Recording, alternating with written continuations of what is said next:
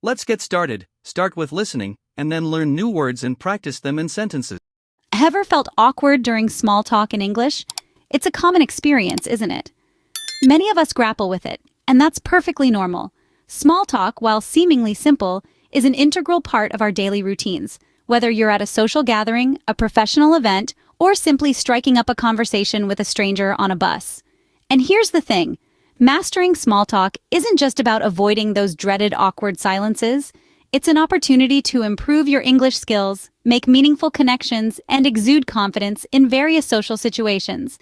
It's about navigating common topics like the weather, hobbies, or recent events with ease, and using natural phrases to keep the conversation flowing.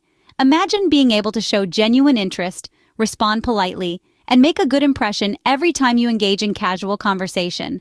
Sounds good, right? So, ready to become a pro at small talk? Let's get started. First things first, what exactly is small talk? Let's break it down. Small talk is a type of casual conversation that doesn't dive into deeply personal subjects. It's the chit-chat you engage in with a coworker by the coffee machine, or the friendly banter with a stranger at a party. It's light, it's breezy, and it's an essential part of English-speaking cultures. Why is small talk so crucial? Well, it's all about building connections. It's the social glue that holds together our everyday interactions. It helps us establish rapport, ease into more substantial conversations, and importantly, it's a way of showing politeness. Making small talk shows that you're interested in the person you're speaking with, not just the information they can provide. Now, what makes a good small talk topic? Well, the weather is a classic. In English-speaking countries, discussing whether it's sunny, rainy, hot, or cold is a go-to conversation starter. It's a topic everyone can relate to, and it's unlikely to cause controversy. Hobbies are another popular topic.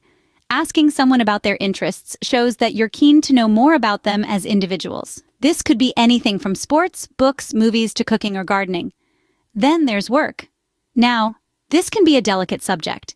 It's fine to ask someone what they do for a living, but avoid prying too much into details that they might find sensitive, like salary or job satisfaction. Current events also make for a good small talk. However, it's wise to steer clear of divisive topics like politics.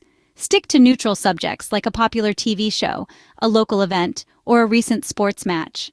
Remember, the essence of small talk lies in its casual and informal nature.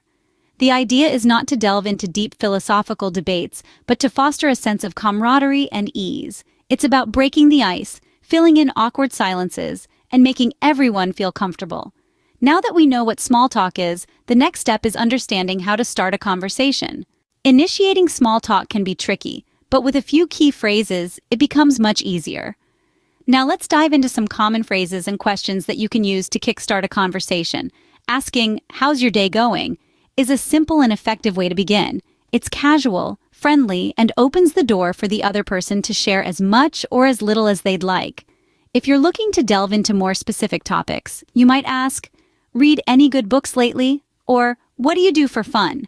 These questions show your interest in the other person's activities and preferences and can lead to more in-depth discussions.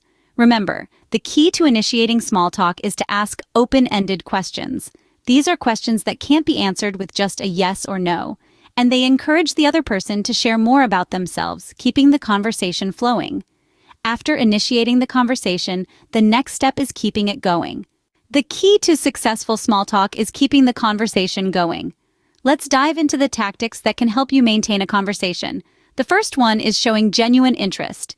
This is crucial. People are more likely to engage in a conversation if they feel their words are valued. Show your interest by reacting to their statements or questions with phrases like, "That sounds interesting. Tell me more." Or, "Really? Why is that?" Now this brings us to our second strategy, responding positively. When someone shares a story or an idea, respond in an encouraging way. You might say something like, "That's fascinating," or "I've never thought of it that way before." This positive feedback can keep the conversation flowing and create a pleasant atmosphere. Another key tactic is asking follow-up questions. This shows you're not just passively listening, but are actively engaged. For instance, if someone mentions they've recently been on a trip, you could ask, "What was your favorite part of the trip?" Or, "What surprised you the most about the place?" However, remember, there's a fine line between being inquisitive and being intrusive. Your questions should be open-ended and related to what the person has already shared. They should not come off as prying or too personal. Now, let's talk about one of the most crucial parts of any conversation: active listening. This means fully focusing on the speaker, understanding their message, and responding thoughtfully. It's not just about waiting for your turn to speak, but truly comprehending what the other person is saying. Nodding your head, maintaining eye contact, and giving verbal acknowledgments like "uh-huh" or "I see" can signal that you're actively listening. By implementing these strategies, showing interest, responding positively, asking follow-up questions, and actively listening, you'll be able to keep the conversation going smoothly. And remember, practice makes perfect. The more you engage in small talk, the more comfortable you'll become. Lastly, let's talk about how to gracefully exit a conversation. All good things must come to an end, including small talk. It's just as important to know how to gracefully exit a conversation as it is to start one. Being polite and respectful when you need to depart can leave a lasting positive impression. A simple and effective way to exit a conversation is to express appreciation for the chat and then indicate your need to move on. For instance, you might say, "It was great chatting with you, but I need to get going." Another approach could be, "I've really enjoyed our conversation, but I have to catch up with someone else now." Remember, the key to a successful exit is to end on a positive note, compliment the conversation, or express your enjoyment.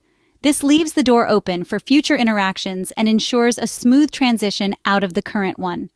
And there you have it, a guide to mastering small talk in English. Let's quickly recap what we've learned. Today we've delved into the art of small talk, a crucial skill that's often overlooked. We now know that small talk is a casual type of conversation used to break the ice and make connections.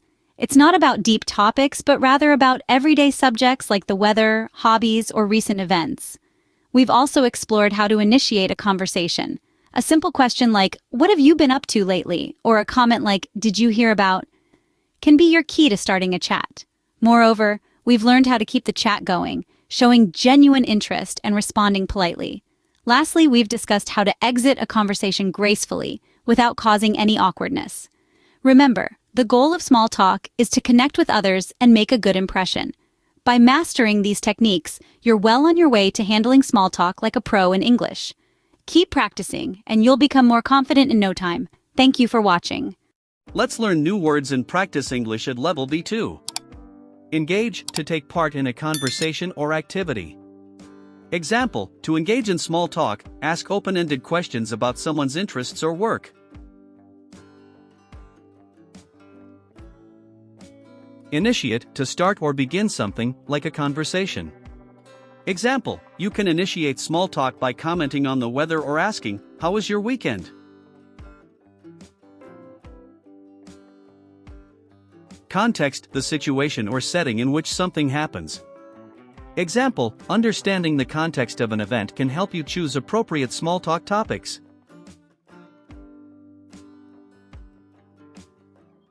Transition, a smooth change from one topic to another. Example, use polite phrases like "speaking of" to transition from small talk to a deeper conversation.